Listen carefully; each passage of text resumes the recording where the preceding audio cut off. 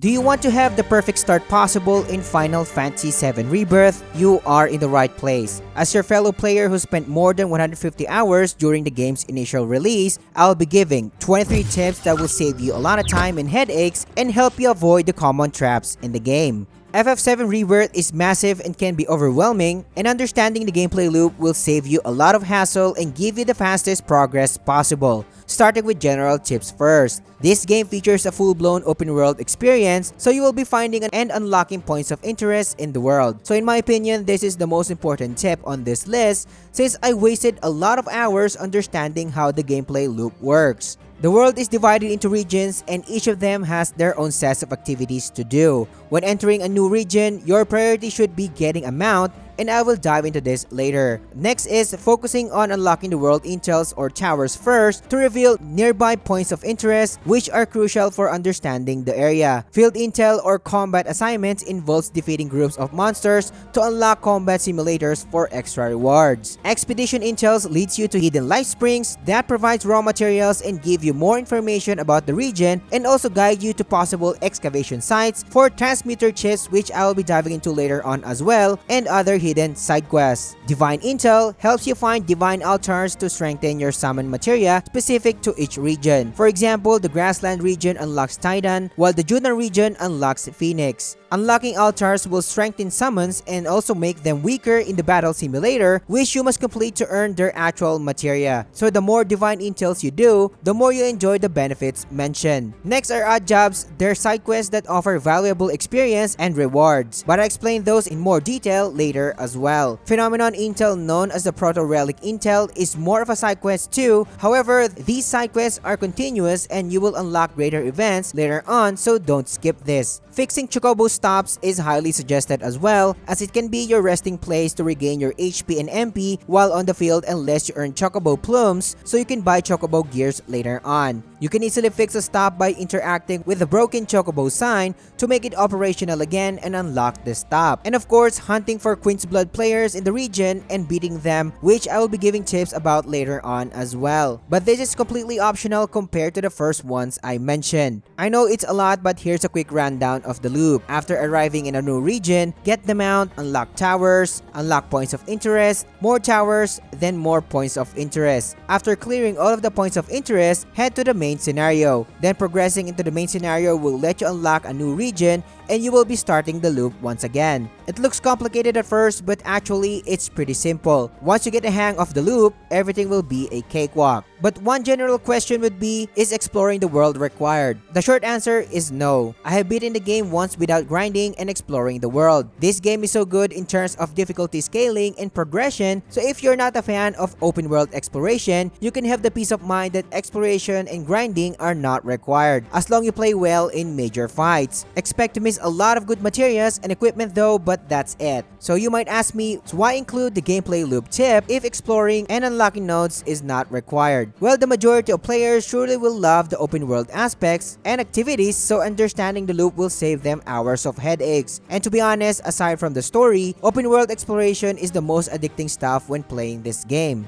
Just in case you want an actual traditional minimap that you can check for directions instead of the tracker, access the in-game system, options, and gameplay, and scroll down to the minimap. Set the minimap as static, world navigation display to minimap. Depending on your preference, set the overworld minimap between 1 to 3, and location navigation display area to minimap as well. Again, choose between 1 to 3 when setting the minimap display area. The higher the number, the wider the area it covers. I cannot stress how I wasted a lot of time running around without a mount, so getting a mount in every region you start exploring is an absolute must. I played this game blindly during my first playthrough and I started running around like a fool when I unlocked Grasslands. Don't be like me and unlock your Chocobo first by following the main scenario. The game will guide you on how to unlock your first Chocobo, and once you have your own, you can rightly start exploration. What I want to focus on is that each region features a different Chocobo with a new set of abilities, such as Chocobos that can climb through mountain walls or even move gracefully in watery areas. So when starting a new region, always get the new Chocobo first, like for example in Junon, where the hunting spot for the new Chocobo is near Gabe's Ranch in the starting area of the Junon region. There will be other mounts or vehicles that you will be unlocking through the main story, but the chocobos are the most vital thing you should pay attention to. Tracking and looking for locations such as ruins and other interesting spots will most of the time unlock hidden cache locations. Cache locations are different type of point of interest aside from the ones I mentioned. These locations will be marked with a treasure chest icon and most of the time tell the player that they need to find multiple treasures around the area. These chests can score valuable items and gil to get you going. These locations will not be revealed on the map after you activate a tower, so be sure to be on the lookout for the said structures. Gathering raw materials in the field is part of the loop that I mentioned since it will let you craft items and equipment later on. Take the time to gather these materials since you can never have enough of these, even the common ones, as you will craft a lot on the get-go. Other materials drop from enemies as well or are bought from the shops across the world. Speaking of crafting and raw materials, maximizing your item transmuter is an absolute must. Not only you can craft potions that will help you to sustain your party in long fights, but you can craft equipment for better stats. It is highly suggested to craft every item when you can, since crafting the items for the first time will let you gain craftsmanship XP, and when it levels up, you will have access to higher tier items or better gear. So crafting items once you unlock this feature in the game will benefit you in the long run. One good tip as well is don't hoard too many raw materials like me. Always make it a habit to craft items since you can only hold 99 pieces of each item. Another useful tip is if you are missing a certain material, you can press the touchpad and it will tell you the location of that specific item. Additionally, putting the items that you can craft currently on your to-do list, and you can do so by pressing the square button on the item transmuter menu. So by the time you access a raw material shop, the raw materials needed for the items you listed will be marked with a star. If you do have game saves of the previous games, such as the remake and intermission, claiming your DLC item rewards would be a wise thing to do. To do so, head to the main menu, head to system, and then select DLC. You will be rewarded with Leviathan if you played remake and Ramu if you played intermission. I don't have the intermission save on this console, so Ramu isn't there. If you play the demo of Rebirth, you will be getting the Kupo's Charm, which increases raw material gain by 5%. But it's not that important to be honest, and you can move on without it. You can also claim other items if you avail the Deluxe and Collector's Edition here. Assessing every new enemy that you encounter while you are on the landscape is a huge time saver. Chadley's combat simulators will require a specific amount of assessed enemies before they get unlocked, so taking advantage of this step early on will save you a lot of time. Combat simulators can be a good source of rewards such as exclusive materias, XP, and AP, so you don't want to miss this. Paying attention to the weapon's proficiency while you are fighting enemies on the landscape as early as possible will save you a lot of time in the long run as well. Each weapon will feature a skill for you to master, and when the skill hits its maximum proficiency, this skill will be forever accessible on a certain character. Switching between party members with an active ATV charge and spamming the new skill that is in question can easily max its proficiency. Like for example, the Renegade's Collar of Red 13 with the Crescent Claw skill. So let him cast this skill over and over and it will over before you know it. Spending Moogle medals wisely is suggested, especially since it is quite rare in early games. During the early parts of the game, you can get it from Shinra boxes located at the top section of an Intel tower. So make sure to grab these medals before leaving the tower. Not only in Intel towers, but these boxes are scattered all over the place, so make it a habit to destroy all of the ones you encounter. You will be getting Moogle medals and other useful items such as potions, Phoenix Downs, and cushions. Moogle medals are your main currency for exchanging special items in Moogle shops, which are located across the world as well. The first one is of course located in Grassland near Bill's Ranch. Enter the Moogle's tree and win the minigame to unlock the shop. There are other items for you to trade here, but make sure to trade the skill books first, since your medals are limited, which are the Art of Swordplay Volume 1 and Way of the Fist Volume 1. You'll be getting additional skill points for Cloud and Tifa right away, which is way more useful compared to the other items on hand. But before the next step, if you are getting value out of this video, consider subscribing to the channel. Liking the video and engaging in the comments helps me a lot. Thank you for your support. I mentioned that odd jobs is part of the gameplay loop or open world exploration, and you want to do it specifically to increase your relationship with a specific member aside from the rewards. You are not required to complete all of them, but do take note that there are specific odd jobs that may unlock new side areas with side content, which will then provide greater rewards. But overall, I would only do it for the relationship gains if you dislike these odd jobs. In case you are wondering, the relationship in this game determines special event outcomes like who are you going to date in the Gold Saucer and more, just like how it works in an RPG. To determine the status of Cloud's relationship with his members, simply press L1 and you will see the smiley icon that has its gauge. There is a ton of activities in this game, so tracking them can be a daunting task. Luckily, it is easy to track all of these things that you need to do in a certain region in your map menu. In the lower part of the screen, you can track the total number of points of interest in the region you are currently in and your overall progress in it. You can pull off the world map as well and show the status of each region. Remember that fixing Chocobo stats provides you Chocobo plumes. You can exchange these later on for Chocobo gear. At first, you will think that these are just for aesthetic purposes only, but actually they have their own stats. These gears will matter when you finally engage in Chocobo Races side quests, and each set of gears will have their stats that affect your Chocobo's performance in the said races. Keep in mind that it is okay to use all of your current Chocobo plumes during the early parts of the game, since you need every gear that you can get so you can experiment with different types of gears later on. You might be thinking of hoarding it for better gears, but you will have enough Chocobo plumes to buy all of the gear. I know that a lot of you loves to grind, but in this game, I will be suggesting to hold grinding until you finish the game. The reason is that the game will double your XP and triple your AP gains. Grinding is not needed in this game, and you will be leveling up by just doing open world activities, especially odd jobs if you decide to do these activities, that is. Plus, you will have more characters that can equip more materias, so if you will grind later on, you will get more gains. You know me, I'm all about saving time. However, some people will still love to grind at any point in the game, so if you really want to grind at the earliest time possible, I prepared the earliest farming spots in this video. Be sure to check it out as I will not be covering them here. Following all the methods in the said guide will give you access to the second to the third tier of material magic such as Cura, Regen, Thundara, Blizzara, and all that good stuff as early as chapter 2. This method can also reach level 23 to 24 or so in a short amount of time. Right off the bat, there is no content that you can access in this game since completing the game will let you access all of the chapters in the game to aim 100%. So getting afraid of missables is not an option in this game. This is one of the reasons why I mentioned that even if you did not do any open world activities and focus on the story alone, there is nothing that will harm your progress. You can always go back later and complete all of the content in the game if you wish to do so. General tips are out of the way, let me provide quick tips for Queen's Blood side content, as many of you probably will love this optional content. I will not go over with the basics as the game provided a serviceable explanation of its mechanics. What I want to share with you is the rush and bang tactic. This strategy rushes the opponent by playing cards in the field as many as I can. In this way, opponents can place their cards because I already took their placements. Then you will start putting your other cards to raise your score in the back lines. Just follow my deck in here and you can observe that it is mostly filled with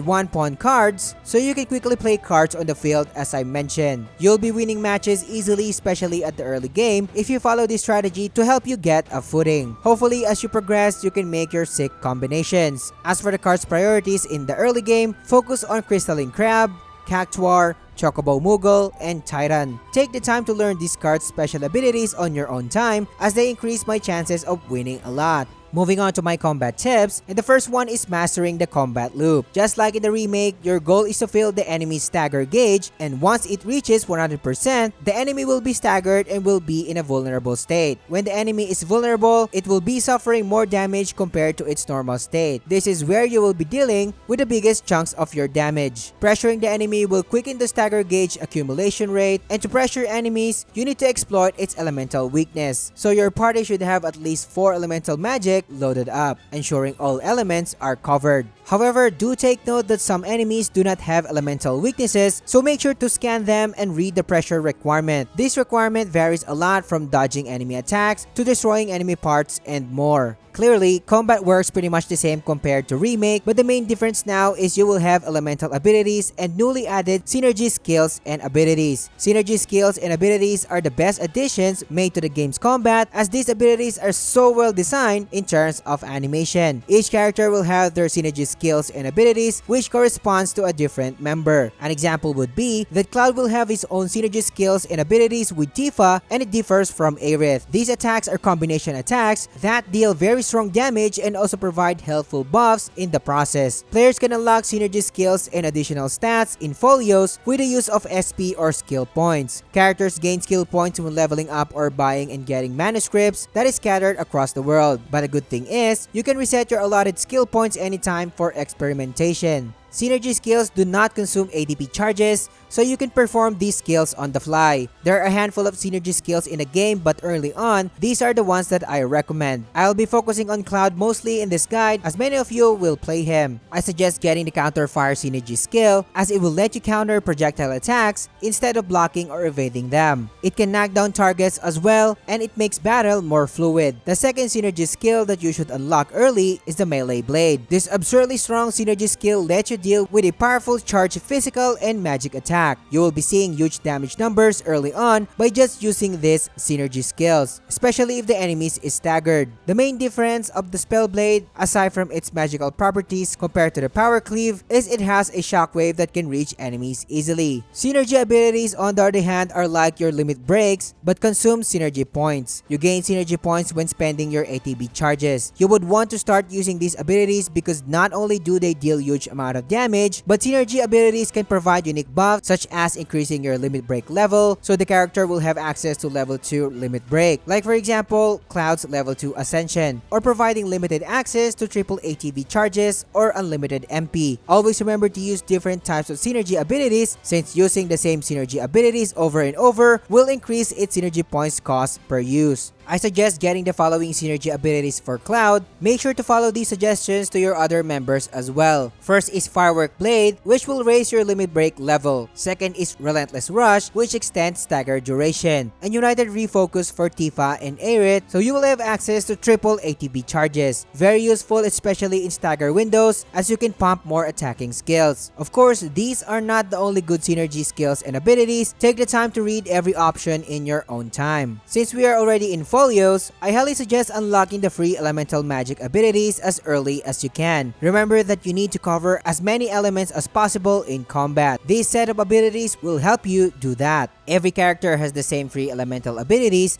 that can be unlocked in their folios with just different names. These abilities will let you chain attacks by dealing continuous damage or by pulling enemies. The elemental abilities do not consume MP, and when paired with double elemental materia, you can cover as many elements as you can. Like for example in this clip, I'm spamming the free ice elemental ability on a boss weak to ice. You can see how effective it is by just using these abilities alone. Another must-know tip is abusing aerial attacks or knowing its importance. You will notice that there are a lot of ground enemy attacks that you can easily dodge but can be skipped while you are on air. Cloud can now fight effectively and fluidly at mid-air, so abusing it will give you a lot of advantages. This is one of the reasons why Firebolt Blade is one of the best skills early, since it can be used at mid-air. More abilities can propel the character to mid-air, so taking the time to perform and check each character abilities can go a long way. But just in case you are wondering, you can easily transit to mid-air by just doing his normal attack combination. You can do so by dodging and pressing and holding the normal attack button, and Cloud will rush into mid-air. You can also do it while in the middle of Cloud's shockwave combo, and it will lead to same results. Weapon upgrades can increase your combat effectiveness by a margin, so it is highly advisable to know which upgrades you need to prioritize early. There are a lot of upgrades as early as chapters 3 and 4, but the safest option early on is the ATB charge rate up. The 10% recharge rate it provides is ideal, especially early on. While I will be suggesting altruistic recovery for Aerith, as this upgrade increases her healing capability by 10%. As you progress, change your upgrades depending on your builds. You'll be getting a lot of gear and materials at early game, but of course, there are the ones that you need to prioritize. Like for example, the Sleek Saber of Cloud, which you can buy in Count's weapon shop or get it for free from a chest in Abandoned Dock, which is part of the main scenario. Not only does this sword have good stats, but it also lets you access an extremely good ability, which is the Firebolt Blade. This skill can deal lightning and fire damage to enemies and can easily launch them on mid-air, so you can transit to air combos much faster. In Rebirth, double elemental materia on a single slot is a thing now, and getting the fire and ice materia from Chadley in Grassland and the lightning and wind materia when you arrive in Junon. Getting the autocast materia from Chadley as well in the Grassland region is worth it since you can link this materia to a healing materia and Aerith can automatically heal an ally with low HP. The auto-unique ability materia lets Tifa cast her Unbridled Strength automatically, making her deal more damage even when not being controlled manually. Get this materia from Chadley as well in the Grassland region. Make your restorative consumables heals up to 50% more by getting the item Master materia. You can find this in a cave in the rocky area of Grassland near Calm, and I am showing the location on the screen right now. In combination with the item Master materia, the item economizer allows you to use items without consuming ATB charges is highly suggested as well. Potions in general can save you tons of MP, especially in early games, so make sure to get these materias early on. Develop and get the item economizer materia from Chadley when you arrive at Junon. Of course, if you found and unlock all of the divine intel in the Grasslands, there is no way you will not be getting Titan. This summon is pretty neat and can deal strong non-elemental magic damage for its finisher. The last one is the AP Up materia, which doubles up a materia's AP gain, so you will have access to better magic spells much quicker. Get the AP materia in Mithril Mines, which is part of the main scenario, and I am showing the location on the screen right now. Of course, there's a lot of great equipment and materia to get early, but I will be making a separate video for it soon. This video is already packed with the best tips for beginners to have the perfect start in this game. But if you want to gain an insane amount of AP and XP in the earliest time possible, or know the other best materials to get early on, click on these videos and I will catch you on the next one.